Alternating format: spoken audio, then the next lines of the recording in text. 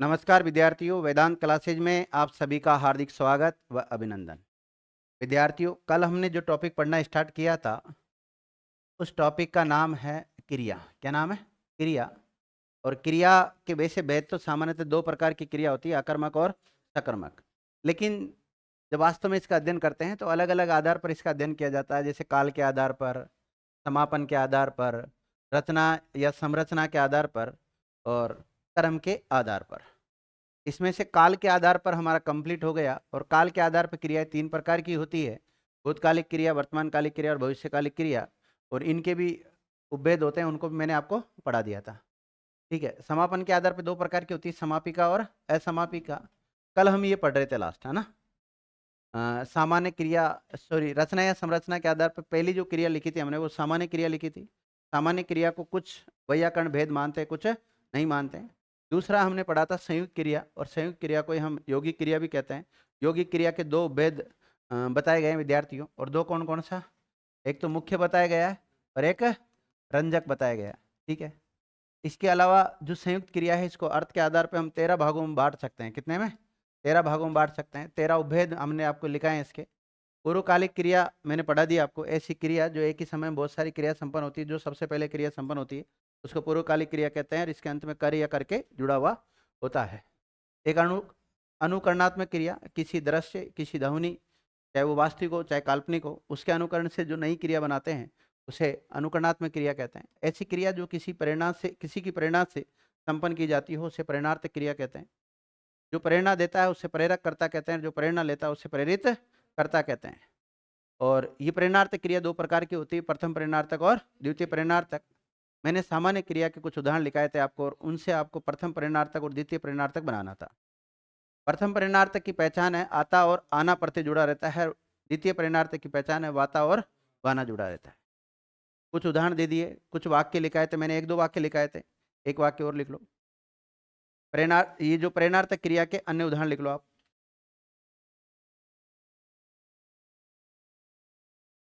देखो,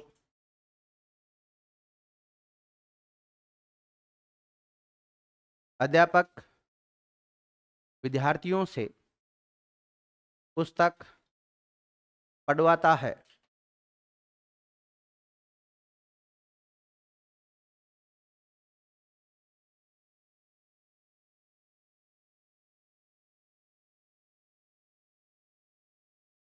लिख लिया? तो पढ़वाता है को रेखांकित कर लो। पढ़वाता है को रेखांकित करो। तो पढ़वाता है यहाँ पर क्रिया है। क्या है? क्रिया है। और कौन सी क्रिया है? प्रेरणार्थक क्रिया है। कौन सी है? प्रेरणार्थक। और प्रेरणार्थक क्रिया दो प्रकार की होती है। दो कौन कौन सी? एक तो प्रथम प्रेरणार्थक और द्वितीय। बताओ कौन सी में जाएगी? द्वितीय प्रेरणार्थक में जाएगी। लेकिन इस क्रिया को जो संपन्न करने वाला होता है वो कर्ता कहते हैं। और प्रेरणार्थक क्रियाओं के साथ दो कर्ता आते हैं, एक प्रेरक और एक प्रेरित। यहाँ प्रेरक कर्ता कौन है? अध्यापक। और प्रेरित कर्ता कौन है? विद्यार्थी। लिख लो उनके बारे में भी। प्रेरक कर्ता अध्यापक और प्रेरित कर्ता विद्यार्थी।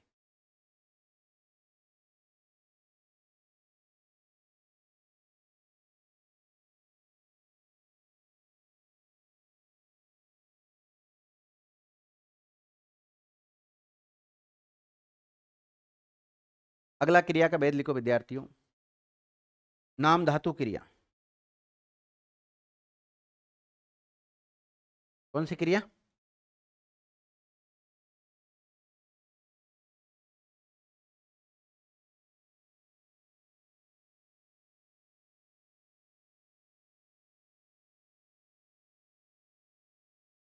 नाम धातु क्रिया।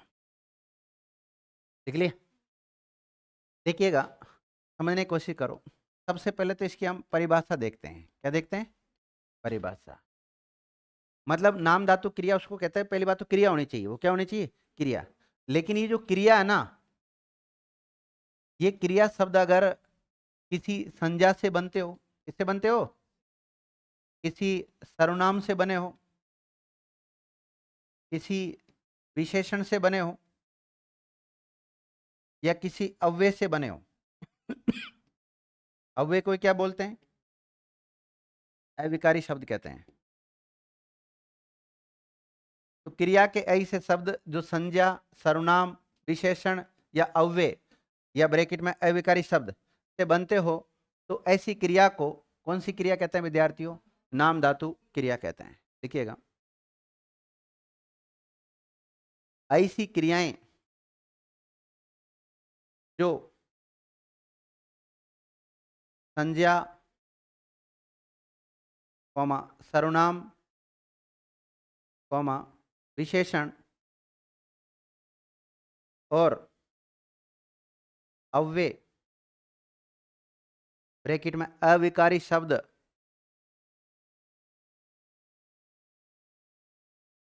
में प्रत्यय जोड़कर या प्रत्यय जोड़ने से बनती हो, उन्हें नाम धातु क्रिया कहते हैं।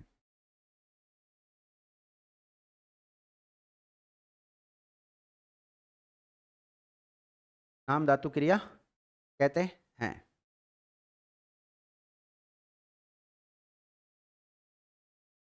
जैसे विद्यार्थियों, एक हमारे पास एक शब्द है लालच। क्या शब्द है?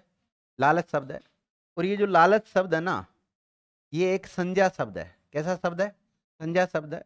अब ये तो संज्ञा का शब्द हुआ, इसमें प्रत्यय जोड़कर या व्याकरणिक इकाइयों का प्रयोग कर कर व्याकरणिक दृष्टि से इसमें कुछ परिवर्तन करके हम क्रिया बनाना चाहते हैं, तो क्रिया क्या बनेगा? ललचाना। क्या बनेगा? ललचाना। तो ललचाना एक क्रिया है। ये क्या है? क्रिया है। लेकिन लालच एक संज्ञा शब्द है। और आपको पता है संज्ञा से हम क्या बना सकते हैं? क्रिया बना सकते हैं। और अगर संज्ञा से आप कोई क्रिया बना रहे हो तो उस क्रिया को क्या नाम दोगे? नाम धातु क्रिया देंगे।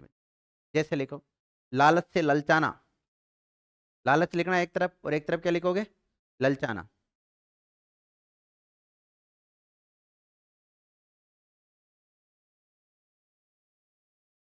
इसी प्रकार एक शब्द फिल्म। फिल्म से फिल्माना।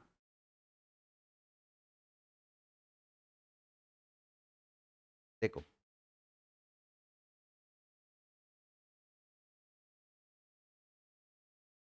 लिखना नहीं है। देखो, एक शब्द है आप। क्या शब्द है? आप। और आपको पता है आप शब्द सर्वनाम का शब्द है। कैसा शब्द है? सर्वनाम का शब्द है। हमारे पास मूल रूप से सर्वनाम की संख्या कितनी है? 11।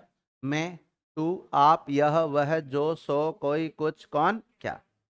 लेकिन इनके अलावा हम वचन के अनुसार इसमें चेंज कर सकते हैं।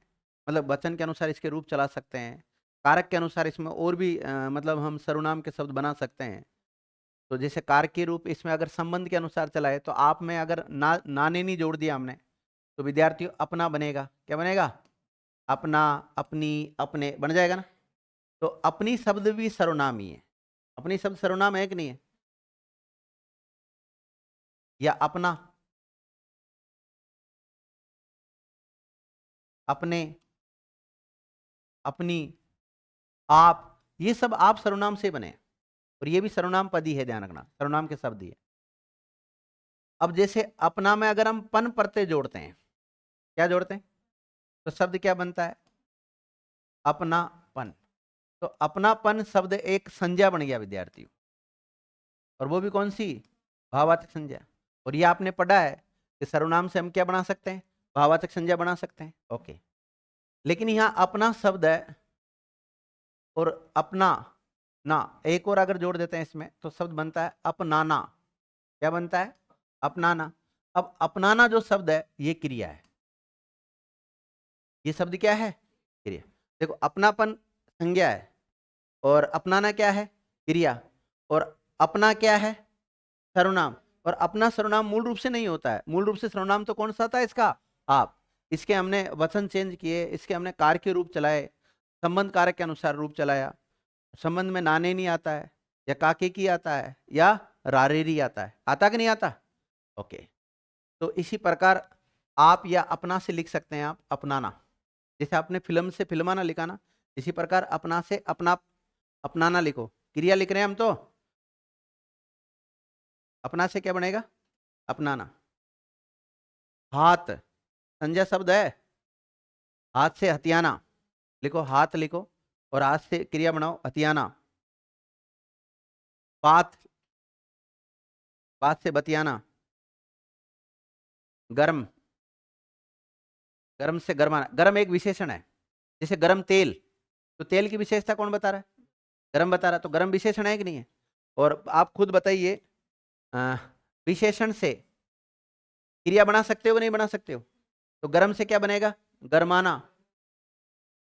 ठंडा, जैसे ठंडा पानी, तो पानी की विशेषता कौन बता रहा है? ठंडा बता रहा है ना, तो ठंडा एक विशेषण हो गया। और विशेषण से हम क्रिया बना सकते हैं, और जो क्रिया बनेगी उसको क्या नाम देंगे? नाम धातु क्रिया देंगे। तो ठंडा से ठंडाना।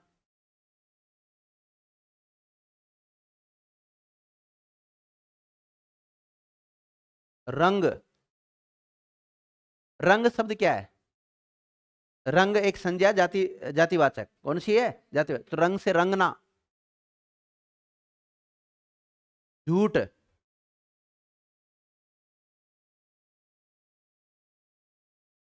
देखो विद्यार्थियों, अगर आपसे पूछा जाए तो झूठ शब्द क्या है? झूठ शब्द क्या है? भाववाचक संज्ञा। क्या है? भाववाचक संज्ञा। लेकिन देखो, झूठ बना किससे है? झूठा से बना है। किससे बना है? जैसे झूठा आदमी, तो आदमी की विशेषता कौन बता रहा है यहाँ पे? झूठा। तो झूठा एक विशेषण हो गया, हुआ कि नहीं हुआ? विशेषण से हम संज्ञा बना सकते हैं, भाववाचक संज्ञा, तो भाववाचक संज्ञा बना दी। और झूठ, झूठ से अगर इसमें क्रिया बनाना चाहिए तो क्या बनेगा? झुटलाना।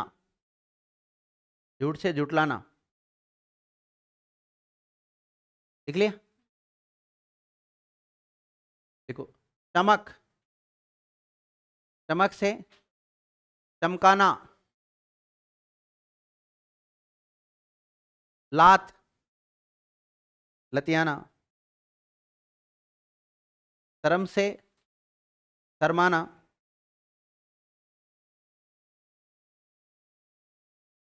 अलग, अलग से अलगाना, मतलब अलग करने का भाव आता ना, अलगाना। एक दो उदाहरण लिखो अब। ये तो मतलब कैसे शब्द बने, ये शब्द बनाए अभी तो हमने, अब वाक्य में इनका कैसे प्रयोग होता है वो लिख लें आप। देखो, राम बहुत बतियाता है। राम बहुत बतियाता है, तो आप बतियाता को रेखांकित कर लें। राम बहुत बतियाता है, इसको रेखांकित करेंगे। बतियाता, तो बतियाता यहाँ पे क्या है? क्रिया है। कौन सी क्रिया? नाम धातु क्रिया है। अरे वहीं इसका स्त्रीलिंग लिख लो। सीता बहुत बतियाती है। सीता बहुत बतियाती है।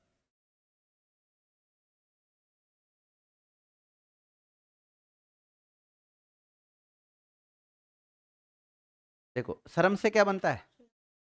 लिखो, हाँ लिख लो। राहुल शर्माने लगा। राहुल शर्माने लगा, तो शर्माने को रेखांकित कर लो।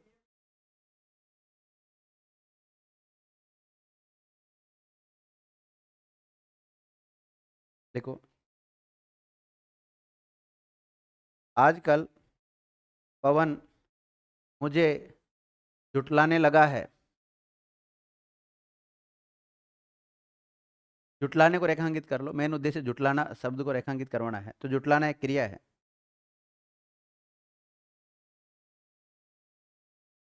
गर्म से क्या बनता है विद्यार्थियों?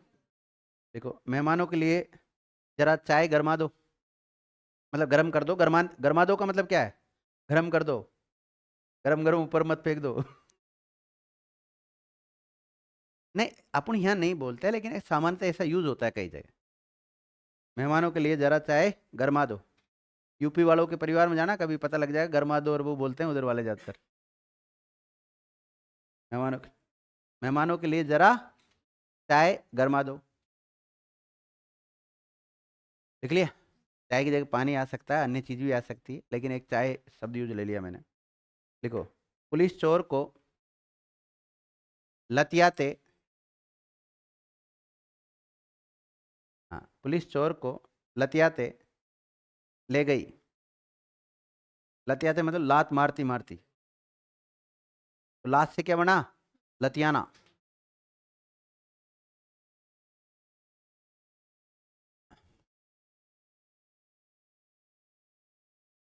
ठीक है विद्यार्थी, ये जो हम रचना या संरचना के आधार पर क्रियाओं के भेद पढ़ रहे हैं, इसमें ये नाम धातु अपना क्या हो गया, कंप्लीट हो गया। अब कौन सा बच्चा विद्यार्थियों, सजातीय क्रिया। कौन सा बच्चा है, सजातीय क्रिया। तो आप लोग हेडिंग डालिएगा, सजातीय क्रिया।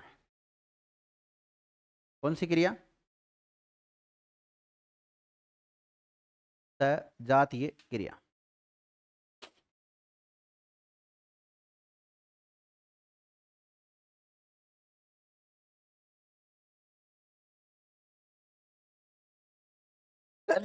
अरे मर गया, बंद करने दो। सजातीय क्रिया,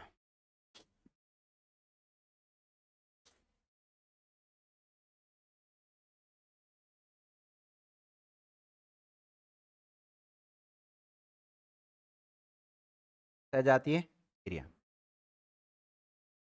विद्यार्थी दो शब्दावली सुनी होगी आपने, सजाति और एक विजाति। जाति का मतलब जानते हैं आप, वी का मतलब अलग। जो अलग अलग जाति के होते हैं उसको विजाति कहते हैं, और जो एक ही जाति के होते हैं उनको क्या बोलते हैं, सजाति। और अगर इसमें ये प्रत्यय जोड़ दिया तो फिर यहाँ सजातीय में ये बड़ा आएगा, ध्यान रखना।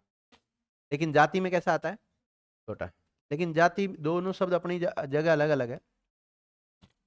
इस जाति का मतलब तो जाना क्रिया है, ये तो क्या है, ये कास्ट के लिए आता है जाति, ध्यान।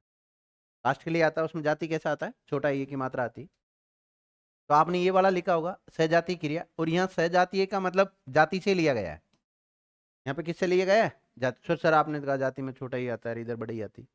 तो ये जाना क्रिया जब लिखते हैं तो उसके लिए, जैसे सीता विद्यालय जाति है तो उसमें ये वाला थोड़ी लिखेंगे, उसमें ये वाला लिखेंगे। लेकिन सीता की जाति ये है तो सीता की जाति फिर उसमें ये आता है। और सहजातीय मतलब जो एक ही जाति के होते हैं उनके लिए, उनको बोलते हैं सहजातीय क्रिया। देखो जब कोई वाक्य लिखते हैं तो उसमें वाक्य का प्रमुख अंग होता है क्रिया। क्या होता है, क्रिया। और क्रिया को जो संपन्न करता है उसको बोलते हैं कर्ता, और क्रिया का फल जिस पर पड़ता है उसको बोलते हैं कर्म। तो कर्म और क्रिया, देखिएगा विद्यार्थियों, ये जो क्रिया होती है ना, क्रिया, इसका जो, इसमें सामान्यतः अंत में क्या आता है, ना आता है। क्या आता है, ना। और ना घटा देते हैं तो शेष जो बचता है उसको धातु कहते हैं। हिंदी में उसको क्रियांश कहते हैं। क्या बोलते हैं, क्रियांश। तो जब किसी वाक्य में क्रिया और कर्म, इस अगर धातु या क्रियांश समान होता हो या एक ही जाति का होता हो तो ऐसी क्रिया को क्या कहते हैं, सजातीय क्रिया कहते हैं। लिखिएगा, इसकी परिभाषा लिखो। देखो जब किसी वाक्य में, जब किसी वाक्य में प्रयुक्त, जब किसी वाक्य में प्रयुक्त कर्ता, सॉरी, जब किसी वाक्य में प्रयुक्त क्रिया, कर्ता को काट लेना, जब किसी वाक्य में प्रयुक्त क्रिया और कर्म समान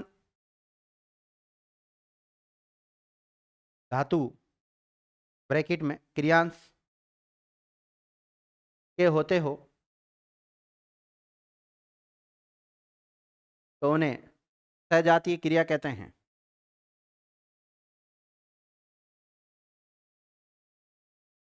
उन्हें सजातीय क्रिया कहते हैं।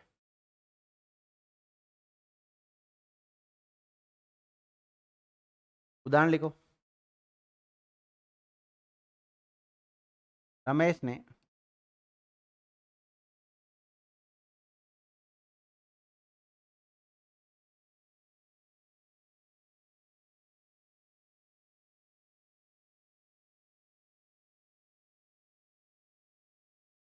रमेश ने कई लड़ाइयाँ लड़ी।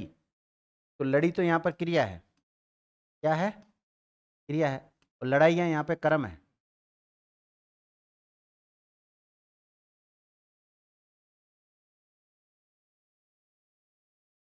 और दोनों की धातु क्या है, सेम है,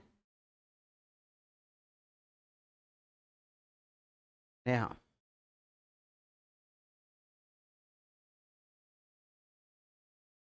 लड़ना क्या है, क्रिया। लड़ क्या है? क्रियांश ना मिले तो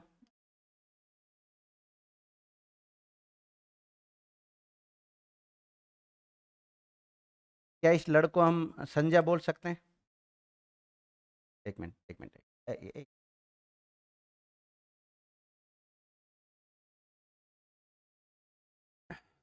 अब देखो, इस लड़ना क्रिया में अगर हम आई प्रत्यय जोड़ते हैं तो क्या बना? लड़ाई। तो ऐसी स्थिति में भाववाचक संज्ञा बन गई। क्या बन गई?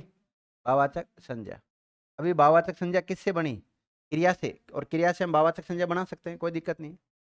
लेकिन अगर इस भाववाचक संज्ञा को हम जातिवाचक संज्ञा में चेंज करना चाहते हैं तो आपको पता है भाववाचक संज्ञा एक वचन में आती है। इसको क्या कर दो? बहुवचन कर दो। तो लड़ाई का बहुवचन क्या हो जाएगा? तो लड़ाइया। तो चाहे लड़ाई हो चाहे लड़ाइया हो, दोनों ही संज्ञा है। दोनों ही क्या है? संज्ञा। लड़ाइया कैसी है? जातिवाचक। और लड़ाई कैसी है? भाववाचक संज्ञा। और लड़ना क्या है? और लड़ क्या है?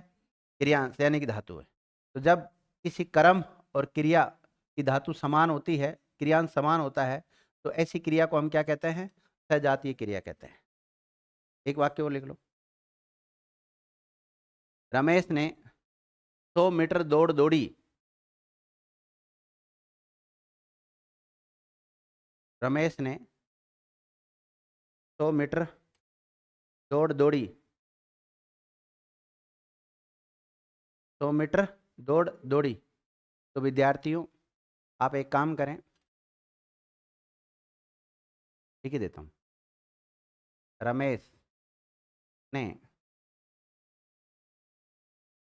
अंकों में नहीं लिखना, 100 मीटर दौड़। सही है? तो यहाँ दौड़ी शब्द है ना विद्यार्थियों, ये क्रिया है। ये क्या है? क्रिया। और दौड़ शब्द कर्म है। और दोनों की जो क्रियांश या धातु क्या है? समान है। तो ये क्रिया कौन सी हो जाएगी बताओ? सजातीय क्रिया का उदाहरण हुआ कि नहीं हुआ? ओके। फिर हम वैसे शब्दों का पोस्टमार्टम करते हैं। तो इस वाक्य में देखें तो रमेश ने, ये कर्ता कारक है। ये क्या है? कर्ता कारक है। और कारक का कौन सा रूप है बताओ इसमें?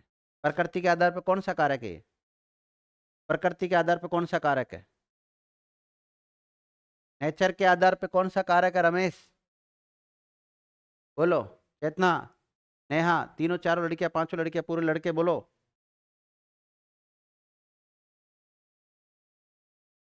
उल्टा चोर कोतवालगढ़। बहन जी कह रहे सर पूछ क्या रहे हो आप? मैंने कहा प्रकृति के आधार पर इस वाक्य में या इस जिसको रेखांकित कर रखा है इसमें कारक कौन सा है? ऑप्शंस नहीं है। तो तुम ऑप्शंस क्या कई बच्चों को पहले भी तो पढ़ा रखा है? हाँ बोलो भाई। सुनीता, दो प्रकार के कारक होते हैं ना, मूल और तिर्यक। ये मूल है, ये मूल कारक है, ये तिर्यक कारक है। क्या? तो फिर उसका सही हुआ, फिर इसका मतलब हाँ, तो विभक्ति चिन्ह जुड़ रहा नहीं आ रहा ना विभक्ति चिन्ह। तो यही तो बात है ना, कारक भूल गए ना आप लोग। कारक प्रकृति के आधार पर दो प्रकार के होते हैं, जिनके साथ कोई विभक्ति चिन्ह नहीं आता उसे मूल, और जिनके साथ विभक्ति चिन्ह आता है उन्हें तिर्यक कारक कहते हैं। अब बताओ कौन सा होगा, मूल या तिर्यक? तिर्यक। और फिर उसके बाद में जब कारक को पढ़ते हैं तो कारक के भेद 8 होते हैं, हिंदी में संस्कृत में होते हैं 6। 8 में से मैंने बता दिया ना कर्ता कारक है तो, और नहीं तो कर्ता का विभक्ति चिन्ह है। ओके। ये दौड़ शब्द क्या है यहाँ पर? कर्म। तो ये संज्ञायक सर्वनामक विशेषण क्रिया है। हैं? दौड़ शब्द कर्म तो है, चलो कारक के अनुसार तो कर्म कर दिया आपने, लेकिन अब कारक कौन होते हैं? संज्ञा सर्वनाम के वे शब्द जिनका संबंध क्रिया से होता है उनको कारक कहते हैं। तो अब बताओ मुझे दौड़ शब्द क्या है? संज्ञायक सर्वनाम विशेषण क्रिया है। अब वे क्या है? ये विद्यार्थियों, ये एक संज्ञा शब्द है। ये क्या है? संज्ञा शब्द है। अब संज्ञा भी कई प्रकार की होती है, व्यक्तिवाचक, जातिवाचक, भाववाचक। कौन संज्ञा है ये? भाववाचक संज्ञा है। तो विद्यार्थियों एक क्रिया होती है हमारे पास, दौड़ना क्रिया। दौड़ना क्रिया में अप्रत्यय जोड़ दो तो उससे भाववाचक संज्ञा क्या बनेगी? दौड़ बनेगी विद्यार्थी। क्या बनेगी? दौड़। समझ गए। और दौड़ से अगर आप क्रिया, जैसे भाववाचक संज्ञा से भी आप क्रिया बना सकते हो। जैसे आपने अभी क्रिया ही बनाई थी थोड़ी देर पहले, जिनको हम वो नाम धातु क्रिया नाम देते हैं, तो यहाँ पर क्रिया कौन सी बनेगी बताओ? दौड़ी। ये दौड़ से बनी, दौड़ी ध्यान रखना, संज्ञा शब्द से बनी है भी। लेकिन यहाँ दोनों की उसके आधार पर कर रहे हैं हम। किसके आधार पर? सजातियों के आधार पर। कर्म और क्रिया की धातु एक है, इसलिए इनको सजातियों में रख रहे हैं हम। लिख लिया? और लिखो। रमेश ने अच्छा खेल खेला। रमेश ने अच्छा खेल खेला।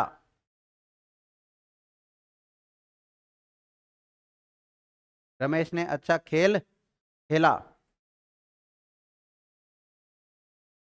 तो खेल तो है यहाँ पे कर्म, और खेला है क्रिया, और दोनों की धातु क्या है? समान है। इसलिए क्रिया कौन सी होगी? सजातीय क्रिया। लिख लिया? खेलना क्रिया होता है। खेलना क्या होता है? क्रिया। उससे अगर हम भाववाचक संज्ञा बनाएंगे तो क्या बनेगा? खेल। और खेल से अगर आप क्रिया बनाओगे तो क्या बनेगा? खेला। चलो, अगला भेद कौन सा भाई? सहायक क्रिया। इस सहायक क्रिया को अपूर्ण क्रिया भी कहते हैं। क्या कहते हैं? तो अगली क्रिया का नाम लिखे आप, सहायक क्रिया। कौन सी क्रिया? सहायक क्रिया, ब्रैकेट में अपूर्ण क्रिया।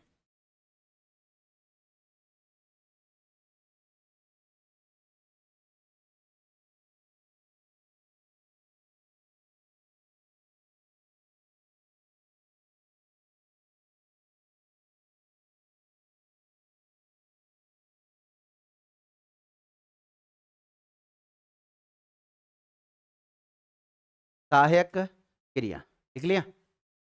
अब देखो विद्यार्थियों, इस सहायक क्रिया को कई विद्वान नाम देते हैं। अपूर्ण क्रिया नाम देते हैं। क्या नाम देते हैं? अपूर्ण क्रिया भी कहते हैं इसको। देखो कब ये सहायक का काम करेगी, कब अपूर्ण का काम करेगी।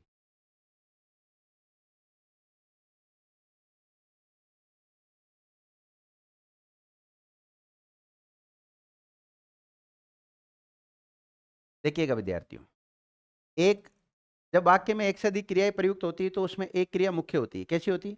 मुख्य क्रिया होती है। तो ये मुख्य क्रिया जो अपना अर्थ प्रकट करती है, तो वो केवल अपने भरोसे अपना अर्थ प्रकट नहीं कर पाती। उसकी उसका अर्थ प्रकट करने में और भी कई सारी क्रियाएं होती है जो उसकी हेल्प करती है, उसकी मदद करती है। तो जो क्रियाएं उसकी मदद करती है उसका अर्थ प्रकट करने में, उन क्रियाओं को क्या कहते हैं हम? सहायक क्रिया कहते हैं। लेकिन कभी कभी इन सहायक क्रियाओं को ऐसा लगता है कि भाई हम पावरफुल है। हम क्या है? पावरफुल है, क्योंकि हमारे बिना मुख्य क्रिया का अर्थ प्रकट नहीं हो पाता, तो मुख्य क्रिया को हम साइड में कर देते हैं और ये उसको साइड में कर देती है, वाक्य में खुद प्रयुक्त होती है, अकेली अकेली प्रयुक्त होती है। तो ऐसी स्थिति में फिर इसको सहायक क्रिया नहीं बोलेंगे, क्योंकि ये अकेली प्रकट होगी ना तो खुद का भी अर्थ प्रकट नहीं कर पाएगी। खुद का अर्थ प्रकट नहीं कर पाएगी तो क्या बोलेंगे उसको? अपूर्ण क्रिया बोलेंगे विद्या। तो सहायक क्रिया किसको कहते हैं? ऐसी क्रियाएं जो मुख्य क्रिया का अर्थ प्रकट करने में उसकी मदद करती हो, उसकी सहायता करती हो, उनको सहायक क्रिया कहते हैं। नोट, यदि सहायक क्रिया नोट नहीं करना अभी तक। यदि सहायक क्रिया मुख्य क्रिया के अभाव में प्रयुक्त होती है तो उनको फिर सहायक क्रिया नहीं बोलकर क्या बोलते हैं? अपूर्ण क्रिया कहते हैं। जैसे एक उदाहरण विद्यार्थियों, लिखना नहीं है।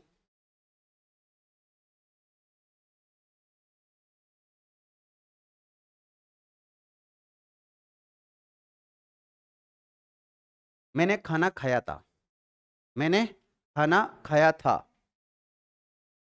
अब जो ये जो था शब्द है ना विद्यार्थियों, ये क्रिया है। लेकिन कौन सी क्रिया है? ये सहायक क्रिया है। ये इसकी सहायता करने में मदद कर रही, और यहां पर ये खाया भी क्रिया है, लेकिन ये मुख्य क्रिया है। ये कैसी क्रिया है? मुख्य क्रिया है। ये इसका अर्थ प्रकट करने में मदद कर रही। अब इस सहायक क्रिया को लगता है कि मेरी वजह से ही अर्थ अर्थ प्रकट कर पा रही कौन?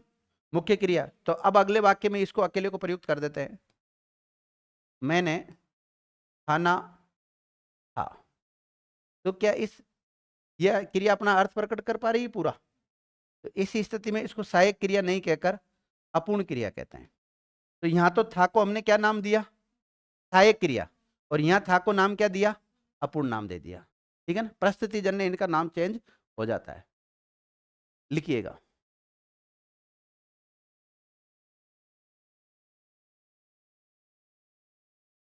ऐसी क्रिया जो वाक्य में प्रयुक्त, ऐसी क्रिया जो किसी वाक्य में प्रयुक्त मुख्य क्रिया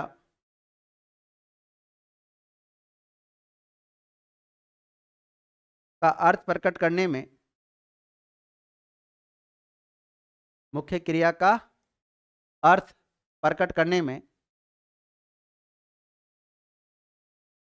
मुख्य क्रिया का अर्थ प्रकट करने में सहायता करती हो,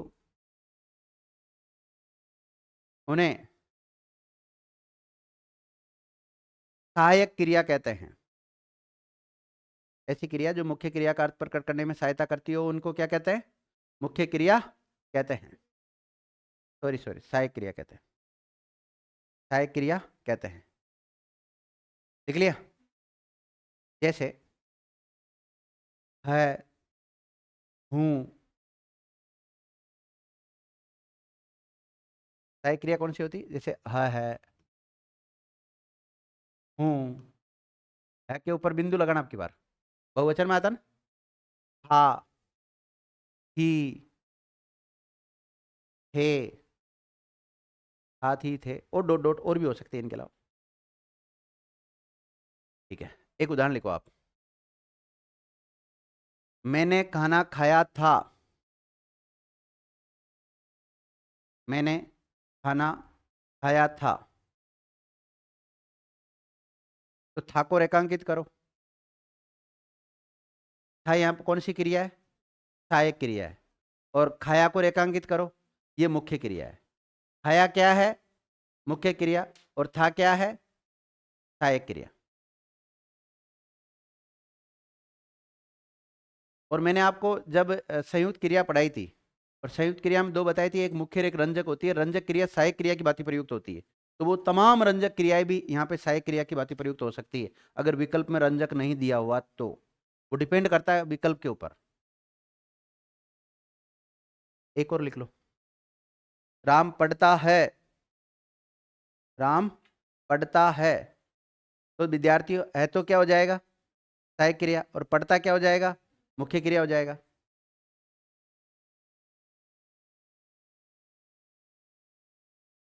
मैं विद्यालय जाता हूं, मैं विद्यालय जाता हूं, तो जाता तो क्या हो जाएगा? मुख्य क्रिया। और हूं क्या हो जाएगा?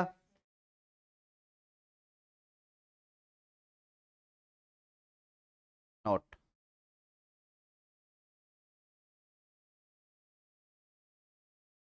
देखो, ये सहायक क्रियाएं, ये सहायक क्रियाएं कभी कभी, ये सहायक क्रियाएं कभी कभी मुख्य क्रिया के अभाव में,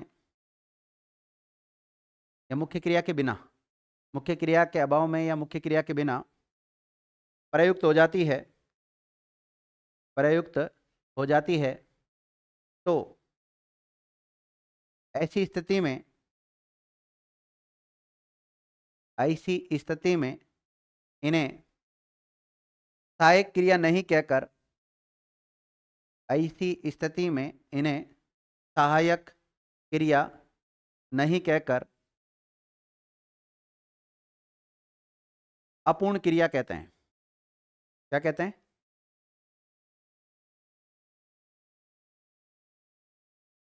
अपूर्ण क्रिया कहते हैं। जैसे लास्ट वाला वाक्य लिखा था आपने, मैं बाजार, क्या लिखा था? मैं विद्यालय जाता हूं। तो यहां पर जो जाता मुख्य क्रिया थी उसको गायब कर दो और बाकी सेम सेंटेंस लिख लो। लिखो, मैं विद्यालय हूं, मैं विद्यालय हूं। सेंटेंस तो बन गया, क्रिया भी आई है, लेकिन वो क्रिया जो पहले सहायक क्रिया का काम कर रही थी वो अपना अर्थ प्रकट नहीं कर पा रहे। हूं क्रिया है, लेकिन सहायक क्रिया थी वो, लेकिन अब यहां पर उसको कौन सी क्रिया बोलेंगे हम? अपूर्ण क्रिया। अर्थ नहीं निकला ना उसका, हाँ, तो इसलिए हूं को रेखांकित करो आप। मुख्य क्रिया का भाव है यहां पर, एक ये भी लिख लो, मैंने खाना था, मैंने खाना था, मैंने खाना था को रेखांकित करो। अब ये देखो, जस्ट इससे थोड़ी देर पहले हमने जो वाक्य लिखा उसमें था लिखा था, तो वहां तो लगाया इसको सहायक क्रिया की भांति लिखा है, सहायक क्रिया लिखा रेखांकित करके, और यहां पे लिख रहे हैं इसको क्या, अपूर्ण क्रिया। था को रेखांकित करके लिख लो अपूर्ण क्रिया। लिख लिया विद्यार्थियों? तो इसी के साथ ये जो चार्ट था ये कंप्लीट हो गया है, इधर वाला रचना या संरचना के आधार पर क्रिया के भेद, हो गया ना। तो देखो, क्रिया को हम अलग अलग आधारों पर पढ़ते हैं, काल के आधार, समापन आधार, रचना संरचना के आधार पर। ये 3 आधार कंप्लीट हो चुके हैं। अब बचा है तो कौन सा बचा विद्यार्थियों? कर्म के आधार पर क्रिया के भेद बचे हैं ना, सबसे इंपॉर्टेंट पार्ट अब बचा है। सभी विद्यार्थी हेडिंग डालें, नया आधार कौन सा है? कर्म के आधार पर क्रिया के भेद। हेडिंग डालो, कर्म के आधार पर क्रिया के भेद। पेज मत गिनो कितने हो गए। कर्म, चौथा आधार कौन सा लिखा हमने? कर्म के आधार पर क्रिया के भेद या प्रकार।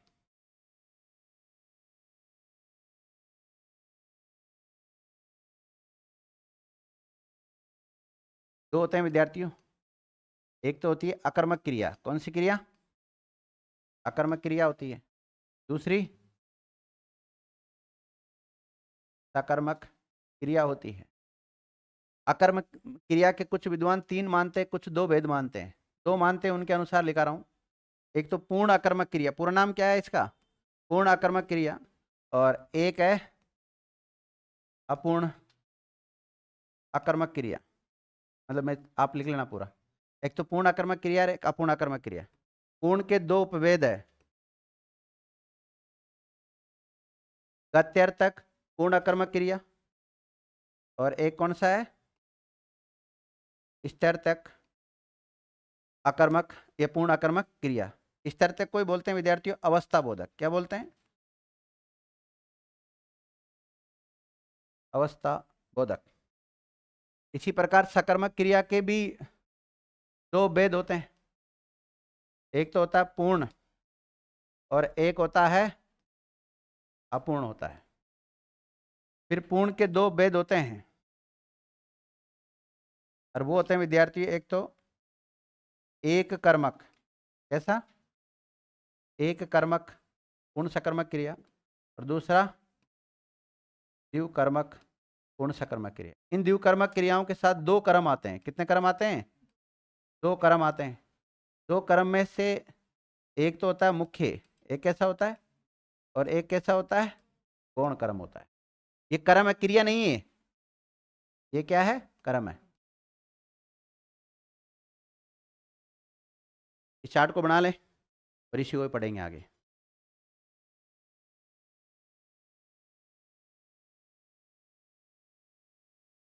बना लो, आराम से बना लो।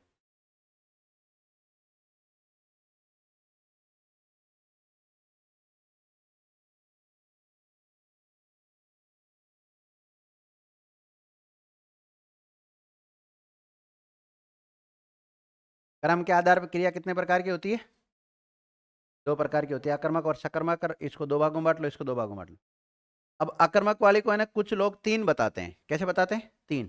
3 कैसे बताते हैं देखो, गत्यर्थक पूर्ण अकर्मक क्रिया, स्तर्थक पूर्ण अकर्मक क्रिया, और तीसरा किसको बताते हैं? वो अपूर्ण को बताते हैं। तो आप भी ऐसे मान लेना, चार्ट के अनुसार तो ऐसे बना लेना, मान वैसे लेना। ठीक है, पढ़ाऊं?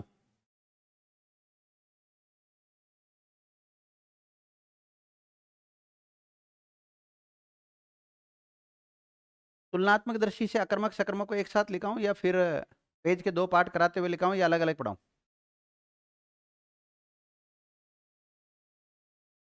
चलो देखता हूं। सबसे पहले लिखो आप, लिख लेना आप अपने अपने हिसाब से। अकर्मक क्रिया।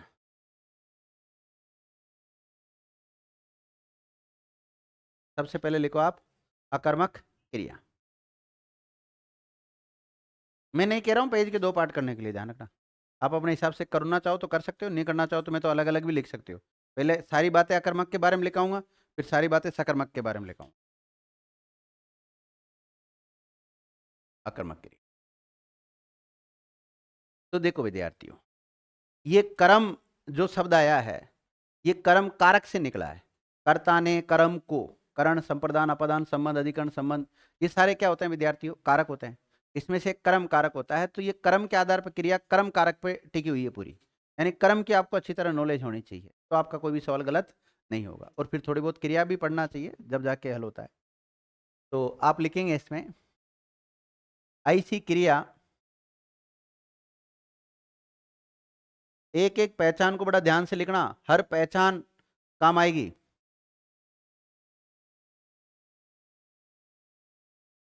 देखो, ऐसी क्रिया जिसे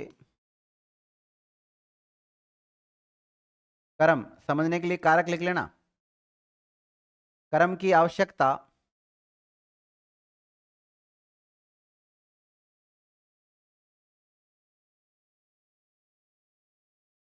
नहीं होती हो,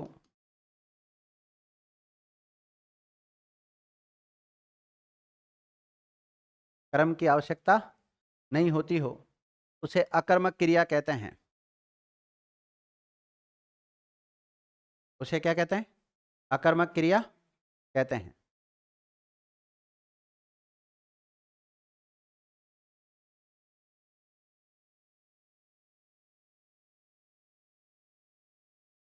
लिख लिया? अगला फैक्ट लिखो। कुछ क्रियाएं प्राय अकर्मक होती है, जैसे उठना, बैठना, चलना, थोड़ा फास्ट लिखना, फिरना, घूमना, दौड़ना, भागना, नाचना, सोना, सोते हैं ना हम, बहना, उड़ना, सोने के बाद में जगेंगे भी सही, जागना, जीना, मरना, नहाना, टहलना, सीखना, सीखना, आना, जाना, हंसना, उछलना, डरना,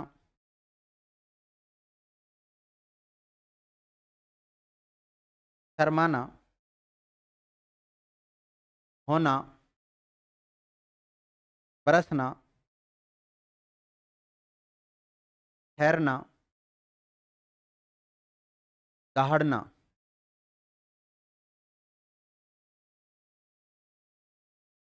लिख लिया?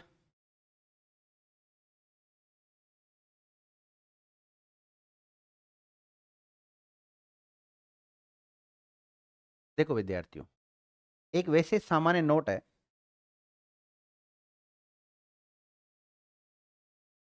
जब हम कोई वाक्य लिखते हैं तो एक तो कर्ता होता है, एक कर्म होता है, और एक क्रिया होता है सामान्य। अब वो अकर्मक, अकर्मक में तो कर्म आएगा ही नहीं, लेकिन सकर्मक में क्या आएगा? कर्म आएगा विद्यार्थियों।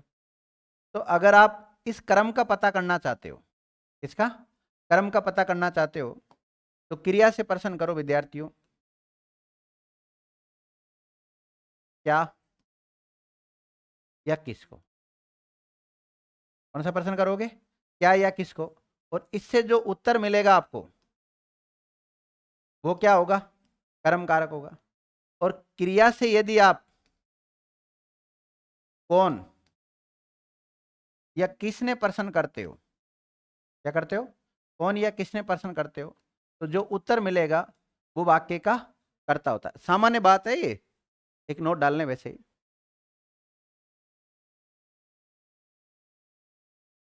वाक्य में प्रयुक्त कर्म का पता करने के लिए, वाक्य में प्रयुक्त कर्म का पता करने के लिए, वाक्य में प्रयुक्त कर्म का पता करने के लिए क्रिया से किसे किसे ऑब्लिक किसको ऑब्लिक क्या प्रश्न किया जाता है, किसे किसको क्या प्रश्न किया जाता है, और जो उत्तर में प्राप्त होता है, जो उत्तर प्राप्त होता है वह संभवतः कर्म होता है। संभवतः क्या होता है, वो कर्म होता है।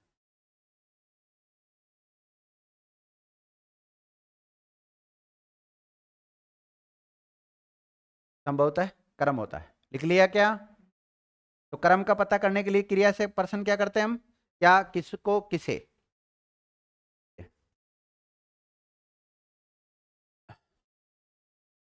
अगला फैक्ट लिखो, कर्ता का पता करने के लिए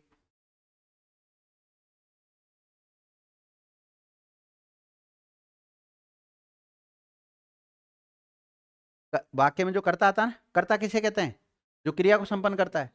वो भी ध्यान रखना होगा भाई, क्रिया को संपन्न कर रहा है कि नहीं कर रहा। कर्ता का पता करने के लिए क्रिया से कौन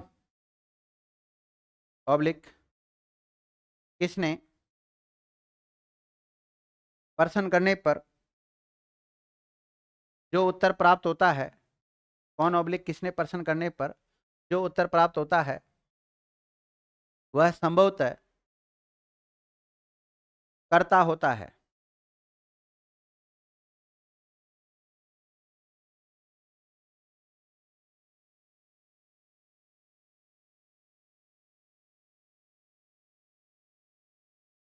देख लिया, ये एक सामान्य बात होगी थी, है ना।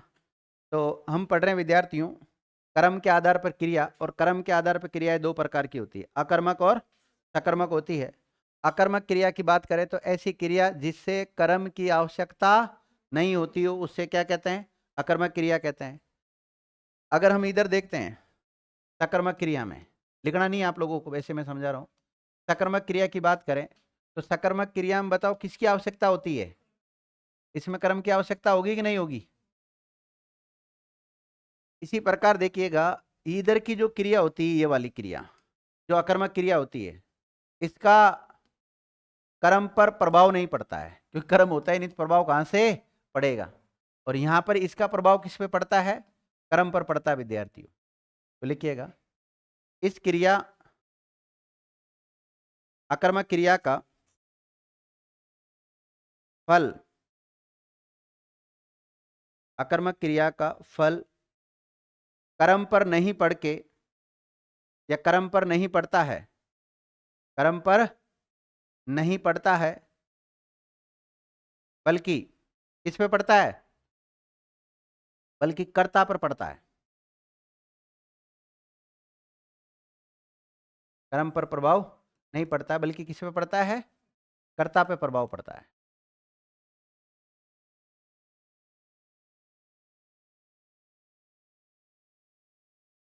लिख लिया।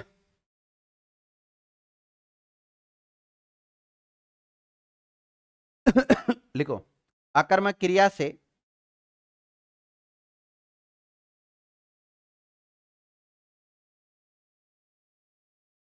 अकर्मक क्रिया से क्या ओब्लिक किसको, अकर्मक क्रिया से क्या ओब्लिक किसको प्रश्न करने पर, प्रश्न करने पर कोई भी उत्तर प्राप्त नहीं होता है, कोई भी उत्तर प्राप्त नहीं होता है।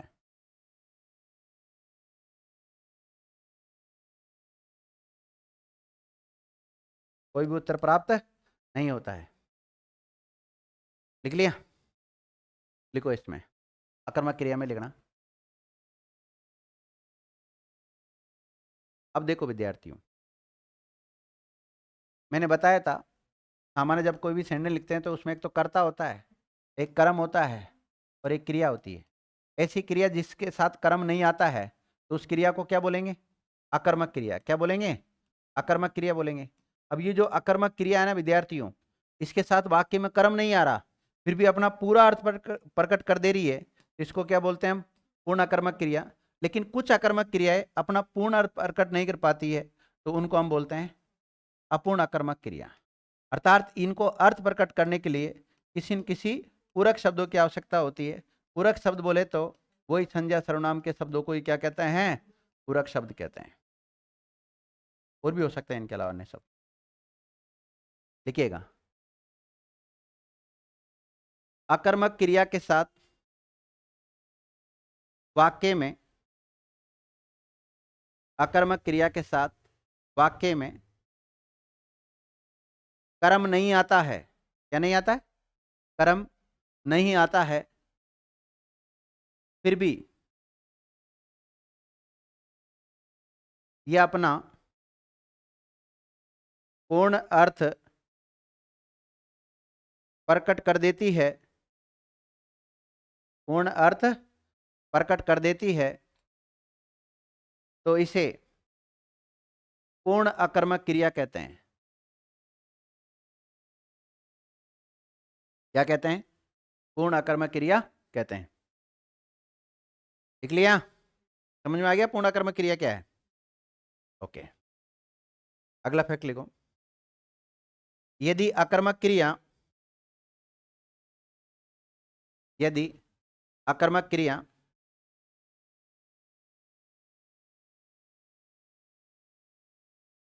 अपना अर्थ प्रकट नहीं कर पाती है,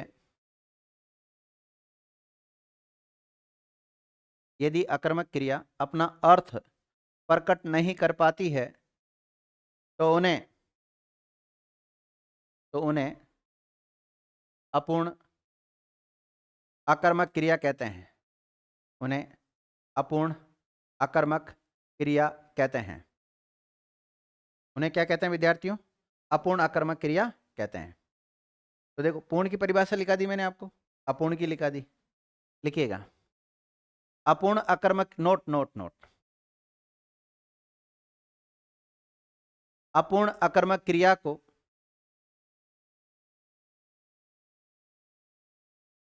अर्थ प्रकट करने के लिए, अपूर्ण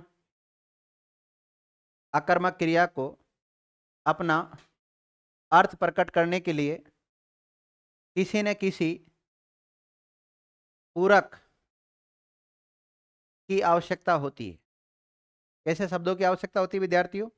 पूरक शब्दों की आवश्यकता होती है। एक पूरक परीक्षा भी होती है ना, इसको बोलते हैं सप्लीमेंट्री को बोलते हैं क्या? क्या लिखा है? पूरक शब्दों की भी आवश्यकता होती है। अपूर्ण आक्रामक क्रिया को अपना अर्थ प्रकट करने के लिए पूरक शब्दों की आवश्यकता होती है।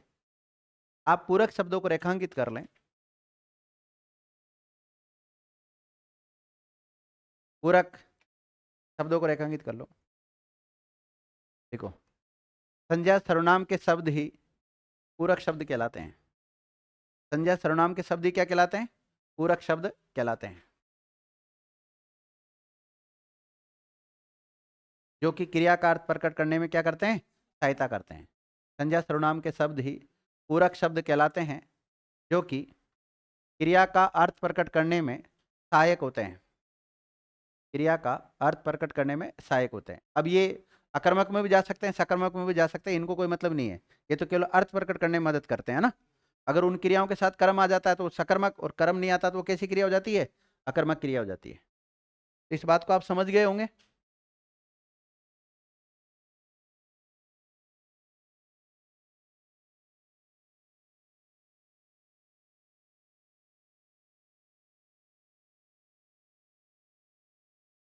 अब देखो, जब आपने चार्ट बनाया था तो आपको अच्छी तरह पता है कि जो पूर्ण अकर्मक क्रिया है इसको हम दो भागों में बांट देते हैं।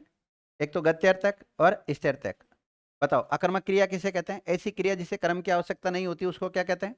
अकर्मक क्रिया कहते हैं। और अगर ये अकर्मक क्रिया इसके साथ कर्म नहीं आ रहा फिर भी अपना अर्थ प्रकट कर पा रही है तो इसको पूर्ण, और अर्थ प्रकट नहीं कर पा रही, इसे किसी न किसी पूरक की आवश्यकता पड़ रही है तो इसे क्या बोलते हैं? अपूर्ण कहते हैं।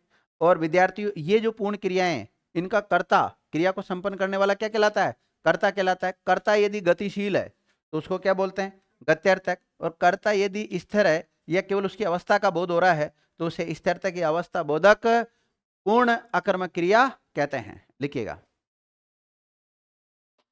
ऐसी पूर्ण अकर्मक क्रियाएं, ऐसी पूर्ण अकर्मक क्रियाएं, ऐसी पूर्ण अकर्मक क्रियाएं। अब एक वाक्य में क्रिया को संपन्न करने वाला कौन होगा? कर्ता। ऐसी अकर्मक क्रियाएं जिनका कर्ता गतिशील होता हो, जिनका कर्ता गतिशील होता हो, उन्हें गत्यर्थक पूर्ण अकर्मक क्रिया कहते हैं। उन्हें क्या कहते हैं? गत्यर्थक पूर्ण अकर्मक क्रिया कहते हैं।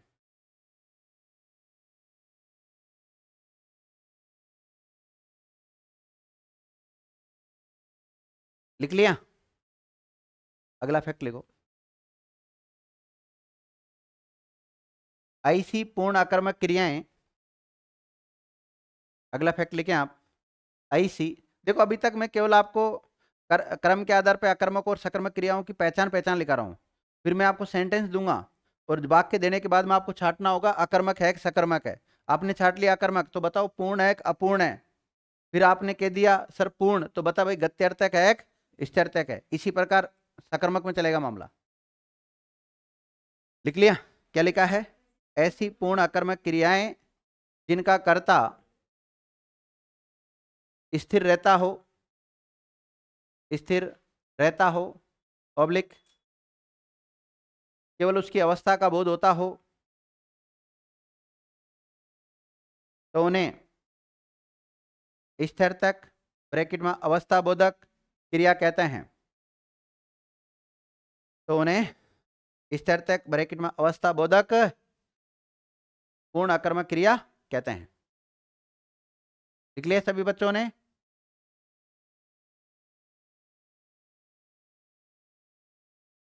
सब मैंने चार्ट में लिखा रखा है। क्या कहते हैं क्यों कहते हैं वो स्पष्ट आपके सामने। स्थिर्थक ब्रैकेट में अवस्था बोधक पूर्ण अकर्मक क्रिया कहते हैं। लिख लिया? तो देखो इधर वाली जो शब्दावलियां इनकी सबकी लगभग मैंने परिभाषा लिखा दी है। अकर्मक की पहचान परिभाषा लिखा है कि नहीं लिखाई?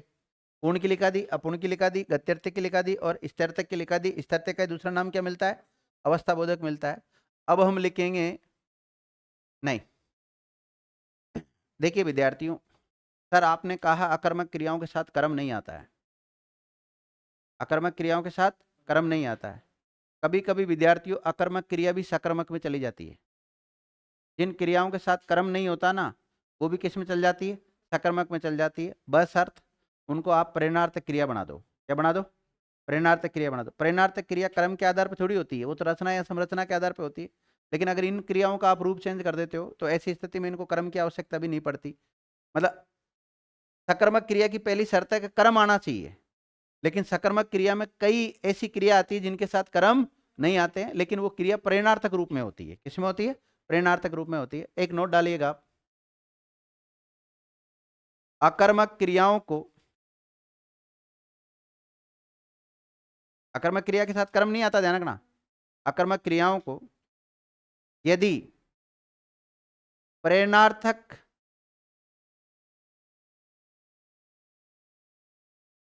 अकर्मक क्रियाओं को यदि प्रेरणार्थक क्रिया के रूप में लिखा जाए या प्रेरणार्थक क्रिया बना दिया जाए, अकर्मक क्रियाओं को यदि प्रेरणार्थक क्रिया बना दी जाए तो वे सभी अकर्मक क्रियाएं, वे सभी अकर्मक क्रियाएं, वे सभी अकर्मक क्रियाएं न होकर सकर्मक क्रिया बन जाती है। क्या बन जाती है? सकर्मक क्रिया बन जाती। तो अकर्मक को सकर्मक बनाने के लिए क्या कर दो, प्रेरणार्थक रूप चेंज कर दो उसका ना, तो वे सभी सकर्मक क्रिया बन जाती है।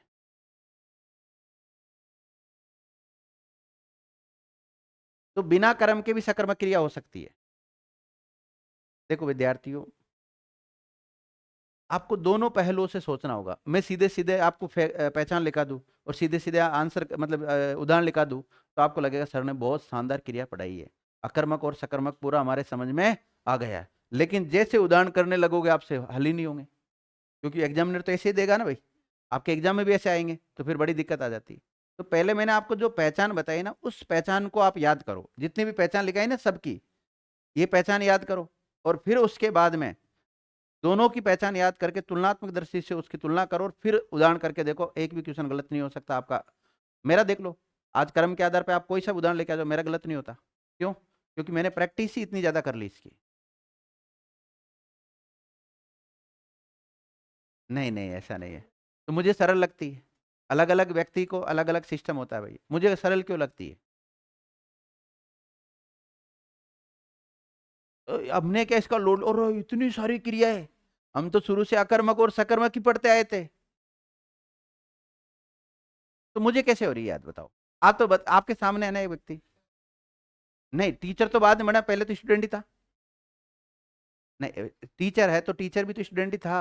टीचर को भी तो पढ़ना पड़ता है, टीचर को भी तो याद करना पड़ता है, ये थोड़ी टीचर की छाप लगते हैं अपना आप याद हो जाते हैं सब।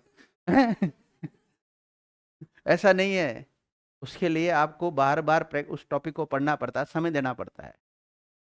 अब मैंने इतना समय दे दिया, इतनी बार चार्ट बना दिया है, तो अब मुझे तो याद है। ठीक है, कभी कभी भूल जाता हूँ तो रिकॉल कर लेता हूँ, 5 मिनट में पूरा पूरी क्रिया याद हो जाती है लोग।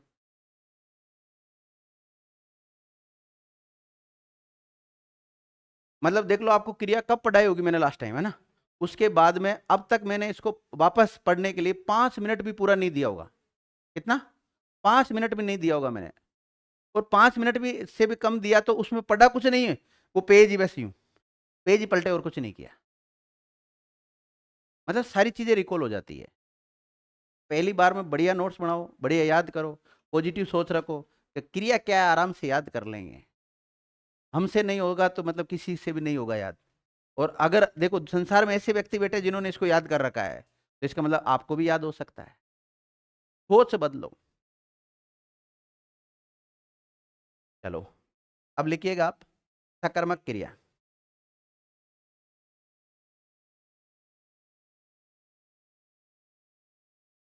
गलती किसकी? भाई अगर आप बार बार एब्सेंट रह रहे हैं तो गलती किसकी बताओ? गलती किसकी है मुझे तो बता दो आप। मेरी गलती है ना,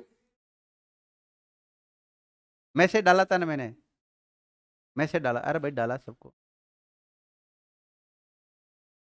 अच्छा, रिचार्ज नहीं था फोन में, रिचार्ज मैं ही कराऊं अब? गजब। लिखो, सकर्मक क्रिया। सुनना, अकर्मक क्रिया के बाद में थोड़ी जगह छोड़ देना और फिर सकर्मक क्रिया लिखना, और जिन्होंने हेडिंग डाल दी वो काटा पीसी मत करना। सकर्मक क्रिया के बारे में लिखो।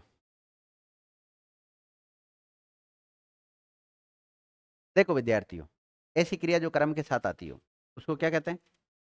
लिखिएगा, ऐसी क्रिया जिसे कर्म की आवश्यकता होती हो, ऐसी क्रिया जिसे कर्म की आवश्यकता होती हो, उसे सकर्मक क्रिया कहते हैं। उसे क्या कहते हैं विद्यार्थियों? सकर्मक क्रिया कहते हैं। हाँ, और आप में से काफी बच्चे कहते हैं ना सर हमारे कर्म के आधार पर क्रिया समझ में नहीं आती है, तो आप कारक टॉपिक को मजबूत करें पहले। कारक का जो कंसेप्ट है ना, उसको क्लियर करें, उसका कंसेप्ट क्लियर हो जाएगा तो फिर इधर कोई दिक्कत नहीं होगी आप। ऐसी क्रिया जिन्हें कर्म की आवश्यकता होती है उन्हें सकर्मक क्रिया कहते हैं। पहचान। अब कर्म का पता करने के लिए हम क्या करेंगे? किसे, किसको, किससे ये पर्सन करेंगे, और उससे जो आंसर प्राप्त होगा वो कर्म होगा। तो आपने यहाँ पर एक लिखा था ना, क्या और किसको से कोई आंसर प्राप्त नहीं होता है, यहाँ पे लिखना, क्रिया से क्या पब्लिक किसको पर्सन करने पर उत्तर प्राप्त होता है। क्रिया से क्या ओब्लिक किसको प्रश्न करने पर उत्तर प्राप्त होता है? उधर नहीं होता था ना?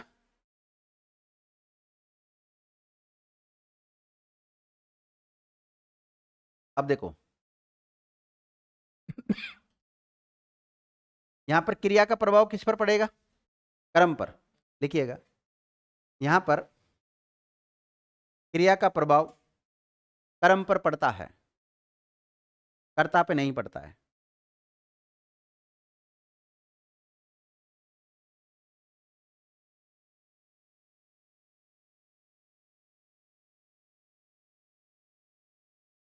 लिखिएगा, सकर्मक क्रियाओं के साथ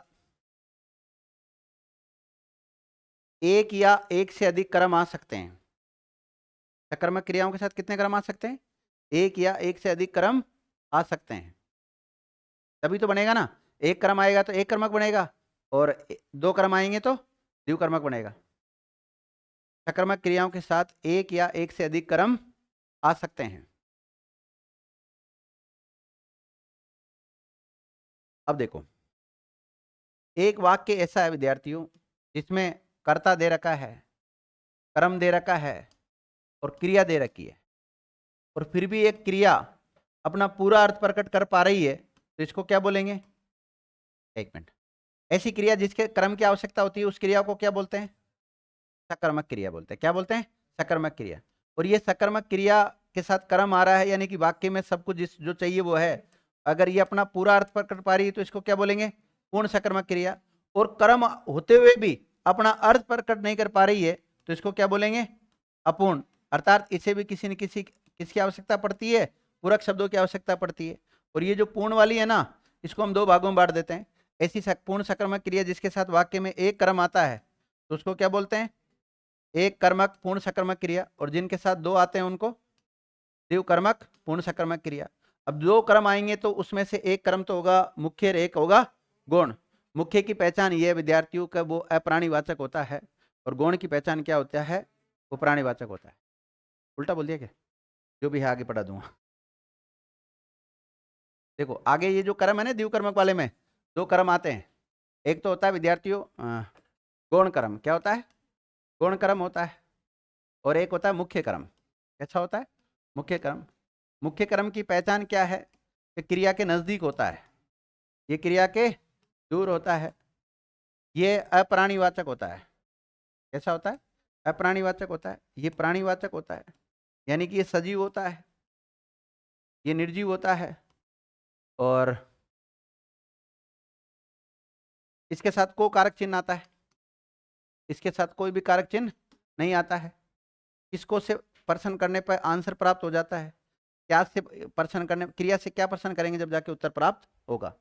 तो लिखिएगा आप लोग, क्या लिखा लास्ट फैक्ट बोलो? एक या एक से अधिक कर्म आ सकते हैं। लिखो, क्रिया का प्रेरणार्थक रूप, क्रिया का प्रेरणार्थक रूप सदैव सकर्मक के अंतर्गत आता है। यानी कि प्रेरणार्थक क्रिया के सारे उदाहरण किस में आते हैं? सकर्मक के अंतर्गत आते हैं, चाहे उनके साथ कर्म आए या ना आए। क्रिया का प्रेरणार्थक रूप सदैव सकर्मक में आता है, सकर्मक क्रिया में आता है, चाहे उनके साथ वाक्य में कर्म प्रयुक्त हुआ हो या न हुआ हो। कर्म का कोई प्रभाव नहीं पड़ रहा ना।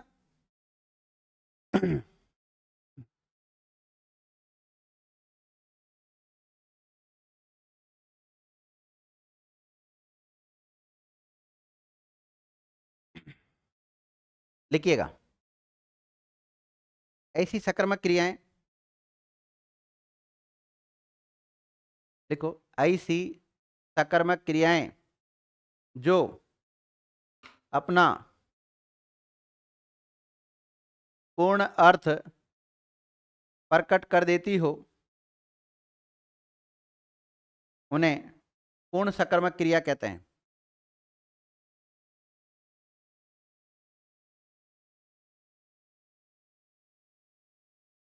ऐसी सकर्मक क्रियाएं जो अपना पूर्ण अर्थ प्रकट कर देती हो उन्हें पूर्ण सकर्मक क्रिया कहते हैं। लिख लिया? अगला फैक्ट लिखो। ऐसी सकर्मक क्रियाएं, ऐसी सकर्मक क्रियाएं जो अपना पूर्ण अर्थ ऐसी सकर्मक क्रियाएं जो अपना पूर्ण अर्थ प्रकट नहीं कर पाती है, पूर्ण अर्थ प्रकट नहीं कर पाती है, अर्थात उन्हें किसी न किसी पूरक की आवश्यकता होती हो, उन्हें किसी न किसी पूरक शब्दों की आवश्यकता होती हो,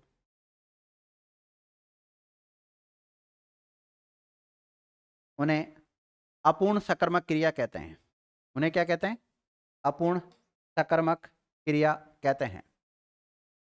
तो पूर्ण और अपूर्ण में अंतर समझ में आ गया? अब देखो विद्यार्थियों, पूर्ण वाली के आपको पता है दो भेद होते हैं। दो कौन कौन से? एक कर्मक और द्विकर्मक। तो ऐसी पूर्ण सकर्मक क्रियाएं जिनके साथ वाक्य में एक कर्म आता है तो उसको एक कर्मक, और जिनके साथ दो कर्म आता है उसको द्विकर्मक क्रिया कहते हैं। तो लिखिएगा, ऐसी पूर्ण सकर्मक क्रियाएं, ऐसी पूर्ण सकर्मक क्रियाएं जिनके साथ वाक्य में ऐसी पूर्ण सकर्मक क्रियाएं जिनके साथ वाक्य में एक कर्म आता हो, एक कर्म आता हो, संख्या मत लिखना ऐसे 1 2 3 4 ऐसे मत लिखना, एक शब्द लिखना, एक कर्म आता हो, उसे एक कर्मक, पूरा नाम क्या बनेगा इसका? एक कर्मक पूर्ण सकर्मक क्रिया कहते हैं। उसे एक कर्मक पूर्ण सकर्मक क्रिया कहते हैं।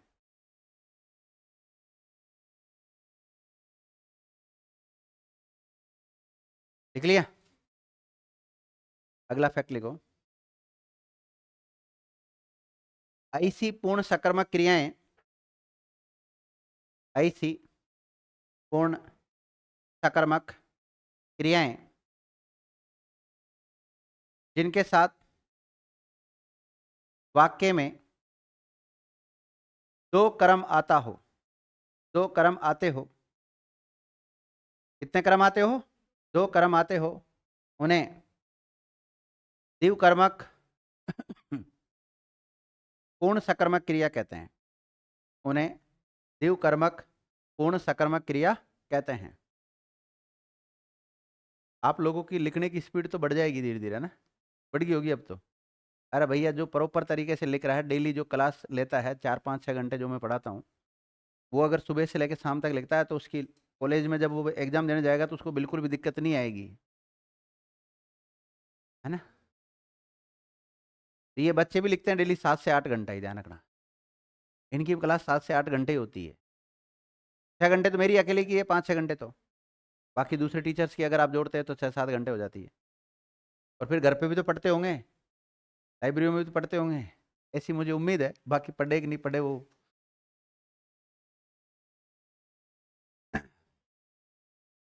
चलो, क्या लिखा बहन जी, बोलना। बातें नहीं, क्लास रिकॉर्ड भी हो रही भाई, बातें मत करो। हाँ बोलो। लिखा दिन इसकी द्विकर्मक पूर्ण सकर्मक क्रिया कहते हैं। अब देखो, द्विकर्मक क्रियाओं के साथ कितने कर्म आते हैं? दो कर्म आते हैं। इन दो कर्मों में से एक कर्म होता है गौण और एक होता है मुख्य। लिखिएगा, द्विकर्मक क्रियाओं के साथ, नोट डालो नोट, द्विकर्मक क्रियाओं के साथ दो कर्म आते हैं। कितने आते हैं? दो कर्म आते हैं, दो कर्म आते हैं। पहला गौण कर्म, दूसरा मुख्य कर्म। कितने कर्म आते हैं? दो कर्म आते हैं विद्यार्थियों। एक तो होता है गौण कर्म। कैसा होता है? गौण कर्म। एक होता है मुख्य कर्म। पेज के आप दो पार्ट कर लें, ज़्यादा लंबी लाइन ना खींचें। पहले लेफ्ट साइड गौण लिखना, लेफ्ट साइड क्या लिख रहे हो आप? गौण। और राइट साइड क्या लिखोगे? मुख्य क्रम। और पेज के 2 पार्ट कर लो और 2-4 लाइन तक बीच में लाइन खींच लो। इतना भी शॉर्ट मत लिखो, ताकि आप दोबारा पढ़ो तो आपको फिर पता ही नहीं चले ये क्या लिखा आपने। थोड़ा लैंग्वेज दे दोगे ना तो उससे ठीक रहेगा, याद करने में दिक्कत नहीं आती है। हाँ, रिवीजन की दृष्टि से तो ये बड़ा डिस्टर्ब करती है लैंग्वेज, क्योंकि उसमें पूरा पढ़ना पड़ता है लैंग्वेज को। बाकी ये शॉर्ट तो चलो हम तो एक टीचर के हिसाब से लिख देते हैं, बाकी बच्चों के हिसाब से तो पूरा ही लिखो आप। तो इधर तो लिखा आपने गौण क्रम, इधर क्या लिखा है? मुख्य क्रम। गौण क्रम की पहचान में लिखना या गौण क्रम के बारे में लिखना, ये क्रिया से दूर होता है, ये क्रिया से दूर होता है। तो मुख्य में क्या आ जाएगा? मुख्य में लिखो ये क्रिया के नजदीक होता है। देखो गौण में तो क्या लिखा, ये दूर होता है, और मुख्य क्या होता है? नजदीक होता है, पास होता है, वो कोई सा भी शब्द आप लिख सकते हैं। लिख लिया? देखो जो गौण क्रम है ना, इसमें लिखना ये प्राणीवाचक होता है। ये कैसा क्रम होता है? प्राणीवाचक। प्राणीवाचक होता है। तो उधर क्या आ जाएगा? मुख्य में लिखना यह अप्राणीवाचक होता है। मुख्य में क्या लिखोगे? अप्राणीवाचक होता है। लिख लिया? अब देखो प्राणीवाचक बोलो चाहे सजीव बोलो, बात एक ही होता है। तो इसमें गौण वाले में लिखना ये सजीव होता है। कैसा होता है? सजीव।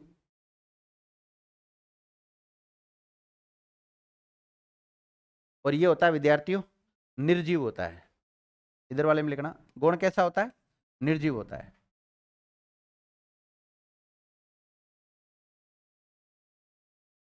लिख लिया? और गौण में लिखना क्रिया से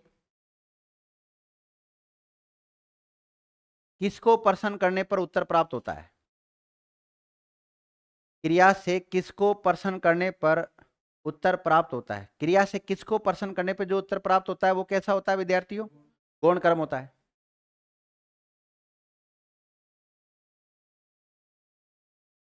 इधर वाले में क्या लिखोगे? इधर मुख्य वाले में क्या लिखोगे? इधर लिखना क्रिया से क्या प्रश्न करने पर, क्रिया से क्या प्रश्न करने पर उत्तर प्राप्त होता है।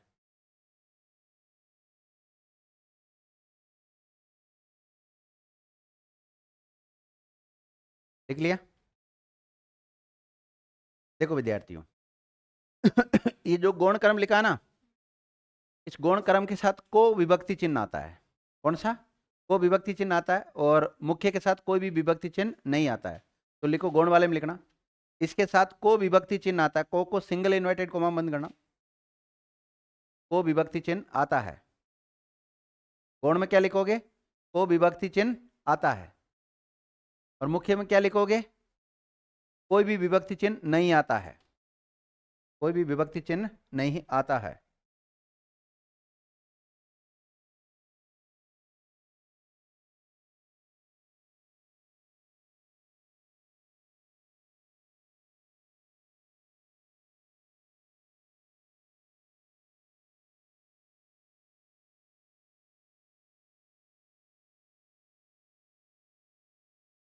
देखो विद्यार्थियों मैंने आपके सामने एक वाक्य लिखा है, आप इसका थोड़ा सा एनालिसिस करना, समझने की कोशिश करना। इस बहुत कुछ छिपा हुआ है इसमें। आप केवल एक सामान्यतः ये मेरे बारे में मेरा प्रचार प्रसार नहीं कि मैं बच्चों को हिंदी पढ़ाता हूँ, वो तो पता है सबको। अब देखिएगा, सबसे पहले इस वाक्य में छांटना है हमें क्रिया। तो पढ़ाना यहाँ पे क्या है भाई? काम कौन सा करता हूँ मैं? पढ़ाने का काम करता हूँ। तो पढ़ाने का काम जो करता हूँ वो क्रिया है। क्रिया किसे कहते हैं? ऐसे सब जिनसे किसी कार्य के करने या होने का बोध होता है उसको क्या कहते हैं? क्रिया कहते हैं। तो पढ़ाता हूं यहां पर क्रिया है। क्या है? क्रिया। अब हम क्रिया पढ़ रहे हैं कर्म के आधार पर। किसके आधार पर? कर्म के आधार पढ़ रहे हैं। तो जिन क्रियाओं के साथ कर्म आता है उसे सकर्मक, और जिसके साथ कर्म नहीं आता है उसे अकर्मक कहते हैं। और वाक्य में कर्ता का पता करने के लिए, किसका पता करने के लिए?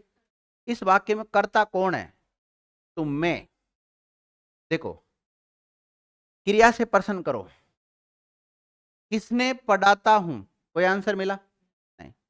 कौन पढ़ाता हूं, मतलब पढ़ाने का काम कौन कर रहा है बताओ, कौन। तो इससे विद्यार्थियों आंसर निकल रहा मैं। क्या निकलेगा, ये वाक्य का कर्ता कारक, और कर्ता के साथ यहां कोई कारक चिन्ह नहीं आ रहा है। देखो कर्म का पता करने के लिए हम क्रिया से प्रश्न करते हैं, क्या क्या पढ़ाता हूं बोलो, हिंदी पढ़ाता हूं। तो एक तो कर्म ये हो गया, हुआ कि नहीं हुआ। किसको पढ़ाता हूं, एक कर्म ये हो गया। तो इस वाक्य में कितने कर्म आ रहे बोलो, कर्म आ रहा कि नहीं आ रहा। तो अकर्मक तो हो नहीं सकती। ये क्रिया कौन सी बताओ, कैसी क्रिया विद्यार्थियों, सकर्मक क्रिया है। कैसी क्रिया है, सकर्मक क्रिया है। अब सकर्मक भी दो टाइप की है, पूर्णक अपूर्ण। इस क्रिया ने पूरा अर्थ प्रकट कर दिया, मैं बोल रहा हूं, अगर आपको समझ में नहीं आया तो कोई दिक्कत नहीं, मैं बता रहा हूं, पूरा अर्थ प्रकट कर दिया। तो इसको पूर्ण में रखेंगे हम, किस में रखेंगे, पूर्ण में। अब पूर्ण भी दो प्रकार की होती है, एक कर्मक और द्विकर्मक। जिन क्रियाओं के साथ एक कर्म आता है उसके एक कर्मक, और जिनके साथ दो कर्म आता है उनको द्विकर्मक। अब बताओ कितने कर्म आ रहे हैं, दो आ रहे हैं। तो एक कर्मक क्रिया है, द्विकर्मक क्रिया है, द्विकर्मक क्रिया है। कौन सी है, द्विकर्मक क्रिया है। अब जब द्विकर्मक क्रिया, क्रिया का तो काम समाप्त हो गया है, लेकिन द्विकर्मक क्रियाओं के साथ दो कर्म आते हैं। कितने, दो कर्म आते हैं। उसमें से एक तो होता है गौण और एक होता है मुख्य। मैं कह रहा हूं ये वाला जो कर्म है ना, ये गौण है, और ये वाला कैसा है, मुख्य। कैसे, अब देखो, आप मुख्य की पहचान बोलता हूं मैं आपसे, अप्राणीवाचक होता है, हिंदी अप्राणीवाचक है। ये कैसा है, ये निर्जीव होता है, ये सजीव होता है। इसके साथ को कारक चिन्ह आता है, इसके साथ कोई कारक चिन्ह नहीं आता है। क्रिया से प्रश्न करो क्या, क्या से जो उत्तर प्राप्त होता है वो मुख्य कर्म होता है। और क्रिया से प्रश्न करो किसको, किसको पढ़ाता हूं, तो ये मुख्य कर्म हो गया, सॉरी गौण कर्म हो गया। हुआ कि नहीं हो गया। जो आपको पहचान लिखाई वो इस वाक्य में अच्छी तरह लागू हो रही है। तो आप एक काम करें, ये सेंटेंस लिख लो और इसको वैसा का वैसा लिख लो। और आज की क्लास को यहीं विराम देते हैं। धन्यवाद विद्यार्थियों।